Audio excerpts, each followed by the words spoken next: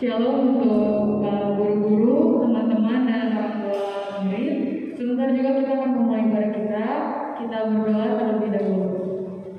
Selamat pagi Bapak, selamat pagi Yesus, selamat pagi Roh Kudus. Terima kasih atas berkat-Mu sepanjang hari ini Tuhan.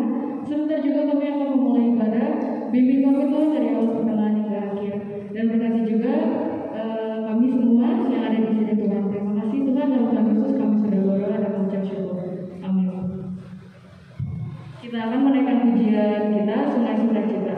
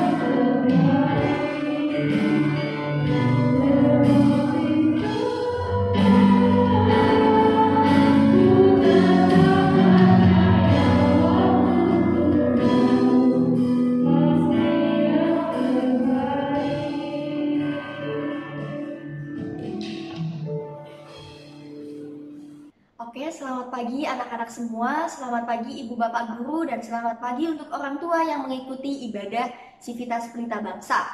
Sebelum kita belajar bersama-sama kebenaran firman Tuhan, mari kita satukan hati kita untuk berdoa. Mari kita berdoa. Tuhan Yesus yang baik, sungguh mengucap syukur Tuhan untuk setiap penyertaan Tuhan dalam kehidupan kami.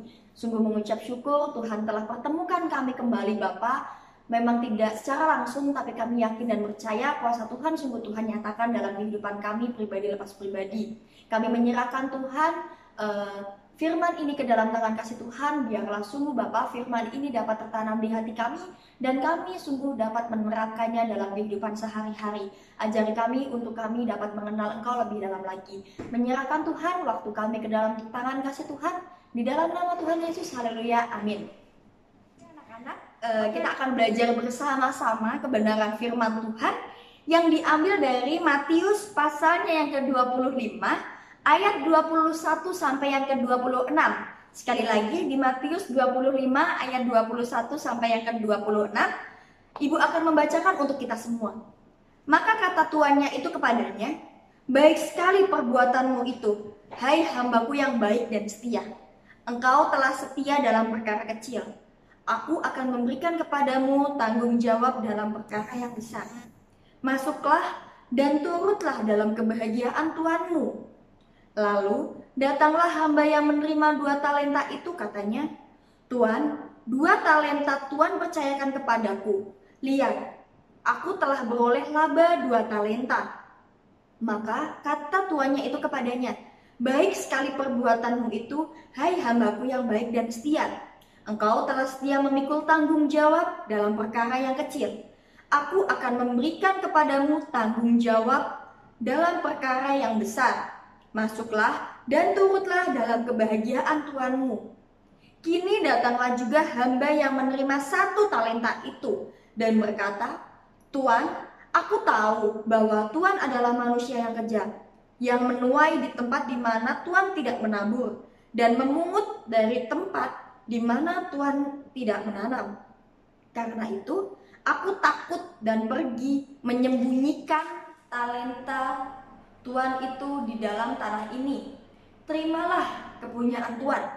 Maka jawab tuannya itu, "Hai kamu, hamba yang jahat dan malas. Jadi kamu sudah tahu bahwa aku menuai di tempat di mana aku tidak menabur dan memungut dari tempat di mana aku tidak menanam." Demikian jauh pembacaan firman Tuhan. Nah, pada hari ini Ibu akan memberikan satu tema, yaitu bertanggung jawab dalam belajar. Suatu hari anak-anak mendapatkan tugas dari guru. Anak-anak disuruh melakukan suatu tugas. Nah, ketika anak-anak mengerjakan tugas tersebut, otomatis anak-anak akan mendapatkan nilai, anak-anak akan mendapatkan bonus nilai dan sebagainya. Tapi sebaliknya, ketika anak-anak tidak mengerjakan tugas, otomatis anak-anak akan mendapatkan sanksi atau konsekuensi ataupun pendisiplinan dari guru. Nah, di sini kita melihat ya anak-anak di ayatnya yang ke-21 sampai ayatnya yang ke-26. Ada 3 orang hamba. Ada 3 orang hamba. Hamba yang pertama, dia dikasih tuannya 5 talenta. Hamba yang kedua dikasih 2 talenta oleh tuannya. Dan hamba yang ketiga dikasih 1 talenta oleh tuannya. Di ayat yang ke-21 dan yang ke-23 kita melihat bahwa 2 orang hamba pertama dan hamba yang kedua, ia mengerjakan tanggung jawabnya dengan baik. Ia mau mengerjakan tanggung jawabnya dengan tekun, sehingga yang ia peroleh adalah pujian, yang ia peroleh adalah penghargaan dari tuannya. Nah, di sini kita melihat bahwa tuannya memuji dia. "Hai hambaku yang baik dan setia." Ini dikatakan untuk 2 orang hamba pertama dan hamba orang yang kedua. Nah, kemudian ketika 2 orang hamba ini mengerjakan tanggung jawabnya dengan baik, ternyata di sini juga tuannya memberikan suatu penghargaan, yaitu dia akan diberikan tanggung jawab lagi yang lebih besar. Namun sebaliknya kita melihat hamba yang ketiga, yang dikasih 1 talenta, dia mengubur talentanya. Dia tidak mau mengerjakan talentanya. Dia tidak bertanggung jawab atas apa yang telah tuannya berikan. Lalu apa sanksi yang diberikan oleh tuannya ini kepada hamba yang ketiga? Kita melihat di ayat yang ke-26. Dia menerima suatu perkataan yang tidak menyenangkan, yaitu hamba yang jahat dan hamba yang malas. Lalu ada lagi satu konsekuensi yang hamba ketiga ini terima ketika dia tidak mengerjakan tanggung jawabnya dengan baik. Kita lompat di ayatnya yang ke-30. Dan campakkanlah hamba yang tidak berguna itu ke dalam kegelapan yang paling gelap. Di sanalah akan terdapat katak dan retak gigi. Nah, di sini kita melihat bahwa ketika tidak mengerjakan, hamba yang ketiga ini tidak mengerjakan tanggung jawabnya dengan baik, dia akan dibuang, dia akan dianggap tidak berguna, dan ia dianggap tidak bermanfaat oleh lingkungannya. Dia menjadi beban di lingkungannya, dan di situ dikatakan bahwa mending dibuang karena nggak ada gunanya, dan dia akan mendapatkan tempat yang paling gelap. Nah, ini merupakan satu konsekuensi, suatu kesukaran, suatu ketidaknyamanan ketika tidak mengerjakan tanggung jawabnya dengan baik. Dalam konteks ini, oleh Yesus, orang yang setia dan bertanggung jawab akan dihargai dan akan dipuji. Namun ketika orang yang tidak bertanggung jawab akan menerima konsekuensi. Penilaian sekali lagi bukan berdasarkan banyaknya talenta, banyaknya kemampuan, banyaknya kepandaian yang kita miliki. Namun Tuhan mau kita bertanggung jawab atas apa yang telah Tuhan beri. Karena Tuhan tahu kapasitas kita, kemampuan kita, Tuhan sudah memberikannya itu cukup bagi kita. Sehingga yang Tuhan mau adalah kita bertanggung jawab atas apa yang telah Tuhan beri. Sekali lagi, Tuhan tidak melihat banyaknya kemampuan kita. Tuhan tidak melihat bagaimana kita pandainya setinggi apa. Namun yang Tuhan mau adalah kita bertanggung jawab atas apa yang telah Tuhan beri. Kita dikasih kepandaian, kita dikasih kesempatan untuk sekolah, kita dikasih kesempatan untuk bisa melakukan apa yang bermanfaat. Nah, itu harus dikembangkan. Itu yang Tuhan mau. Tuhan mau kita bermanfaat. Tuhan mau kita bertanggung jawab atas apa yang telah kita miliki. Nah, terkadang kita berpikir, kita udah bisa ini, kita udah bisa itu, nanti ajalah, kita menunda gitu kan. Karena kita merasa kita bisa. Tetapi di sini kita belajar bahwa kita harus melakukan tanggung jawab itu dengan baik saat itu juga. Karena kita tahu bahwa pertanggungjawaban itu bisa datang kapan saja. Pertanggungjawaban itu bisa datang tanpa kita duga, seperti itu. Nah, bertanggung jawab, kita tidak bisa melihat ini tanggung jawab besar atau tanggung jawab kecil. Tidak boleh menyepelekan atau kita tidak boleh meremehkan tanggung jawab sekecil itu pun. Nah, jangan anggap remeh, sekali lagi jangan anggap remeh tanggung jawab. Ketika kita bertanggung jawab dengan hal yang kecil, misal kita bertanggung jawab untuk mengerjakan tugas, kita bertanggung jawab untuk misal menyapu halaman, membantu orang tua. Ketika kita bertanggung jawab dengan hal-hal kecil, terutama dalam hal belajar, kita bertanggung jawab untuk selalu ikut pembelajaran, kita akan diberikan oleh Tuhan kepercayaan atau tanggung jawab yang lebih besar. Kita melihat di ayatnya yang ke-21 dan yang ke-23. Ketika hamba pertama dan yang kedua bertanggung jawab atas apa yang dia miliki, dia diberikan tanggung jawab yang lebih besar oleh tuannya. Simpelnya kita berpikir, di kelas 1 dia belum bisa bertanggung jawab mengerjakan tugas di kelas 1. Otomatis nggak mungkin dia akan dinaikkan ke kelas 2. Tetapi kalau sudah bertanggung jawab di kelas 1 mengerjakan tugas, ikut pembelajaran, pasti otomatis akan diberikan tanggung jawab yang lebih besar, akan naik levelnya, yaitu ke level naik kelas 2. Nah, seperti itu pemikiran simpelnya. Nah, pertanyaan untuk kita, apakah kita mau menjadi atau apakah kita akan mau mencontoh hamba yang pertama dan yang kedua? Kita akan bertanggung jawab atas apa yang kita miliki, dan kita akan diberikan kepercayaan yang lebih besar, tanggung jawab yang lebih besar, atau kita mau mencontoh atau kita mau meneladani hamba yang ketiga yang mengubur dalam-dalam talenta dan tanggung jawabnya, sehingga yang didapatkan adalah cacian, yang didapatkan adalah suatu hujatan, hamba yang jahat, hamba yang malas, dan hamba yang tidak berguna. Jawabannya ada di diri kita masing-masing. Kita mau mencontoh yang pertama, yang kedua, atau kita akan mencontoh yang ketiga. Kita yakin dan percaya bahwa ketika kita menjalankan sesuatu untuk memuliakan nama Tuhan, untuk suatu kebaikan, pasti Tuhan akan memampukan. Kita lihat di ayatnya yang ke-29. Karena setiap orang yang mempunyai, kepadanya akan diberi, sehingga ia berkelengahan. Tetapi siapa yang tidak mempunyai, apapun juga yang ada padanya akan diambil daripadanya. Setiap orang yang mempunyai, ketika kita mempunyai tanggung jawab, mempunyai kesempatan untuk belajar, ketika kita mempunyai kesempatan untuk mengikuti pembelajaran, kesempatan untuk mengerjakan tugas, kepadanya akan diberi. Artinya dia akan diberi oleh Tuhan suatu hikmat, akan diberi Tuhan suatu kemampuan. Namun sebaliknya, tetapi siapa tidak mempunyai, tidak apapun juga yang ada padanya akan diambil. Kalau kita tidak mengembangkan, kita tidak bertanggung jawab atas apa yang telah Tuhan beri, kesempatan yang Tuhan beri, itu ternyata akan diambil. Di ayatnya yang ke-29, dan padanya akan diambil. Sekali lagi, ini yang bisa menjawab adalah pribadi kita masing-masing.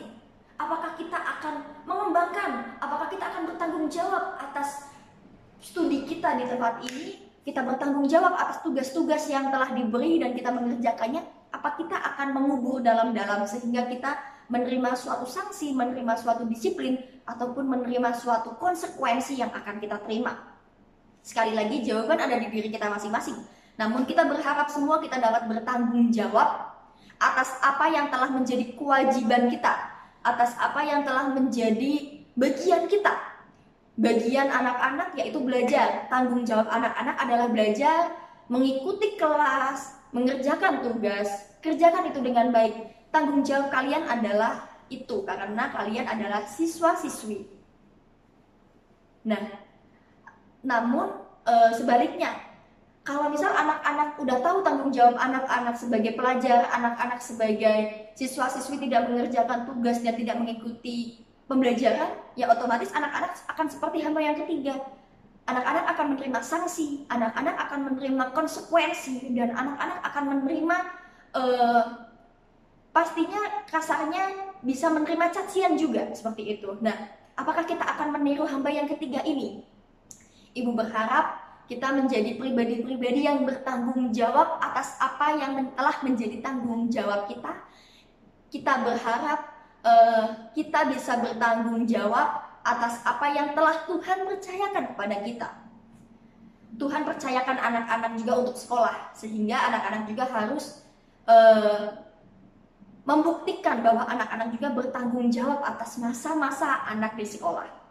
Nah, kiranya dalam firman ini, ayat-ayat ini, kita dapat diteguhkan kembali untuk kita semakin bertanggung jawab. Yang tadinya malas akan belajar bertanggung jawab, yang sudah bertanggung jawab akan lebih bertanggung jawab. Karena kita melihat bahwa ada janji Tuhan, ketika kita bertanggung jawab atas tanggung jawab yang kecil, Tuhan akan memberikan kepada kita tanggung jawab yang lebih besar. Dan ketika kita tidak bertanggung jawab dari hal-hal yang kecil, kita akan menjadi hamba yang ketiga, yaitu kita tidak berguna, kita bodoh, dan kita dianggap jahat. Demikian firman Tuhan. Biarlah firman ini sungguh dapat kita terapkan dalam kehidupan kita sehari-hari untuk menjadi anak-anak yang benar-benar bertanggung jawab di sekolah khususnya, di rumah, dan di hadapan Tuhan. Kita bersama-sama berusaha, kita bersama-sama mewujudkan, kita bersama-sama ya sekali lagi bertanggung jawab atas hidup kita, bertanggung jawab atas apa yang telah Tuhan berikan kepada kita, bertanggung jawab atas apa yang telah Tuhan titipkan kepada kita, sehingga nama Tuhan dipermuliakan. Mari kita bersatu di dalam doa. Tuhan Yesus yang baik, sungguh mengucap syukur Tuhan untuk setiap penyertaan Tuhan dalam kehidupan kami. Terima kasih untuk firman yang telah kami pelajari bersama-sama. Biarlah sungguh Tuhan firman ini sungguh dapat kami terapkan dalam kehidupan kami sehari-hari, dan kami menjadi pribadi-pribadi yang bertanggung jawab. Kami menjadi siswa-siswi yang sungguh dapat bertanggung jawab di masa sekolah kami, Bapak, untuk kami dapat mengerjakan tugas, untuk kami dapat mengikuti pembelajaran dengan baik. Dan kami sungguh, Bapak, siap untuk menerima tanggung jawab yang lebih besar yang Tuhan percayakan kepada kami. Sungguh Bapa, biarlah firman ini dapat kami terapkan. Kami menyerahkan Tuhan waktu kami selanjutnya ke dalam tangan kasih Tuhan, di dalam nama Tuhan Yesus. Haleluya, amin.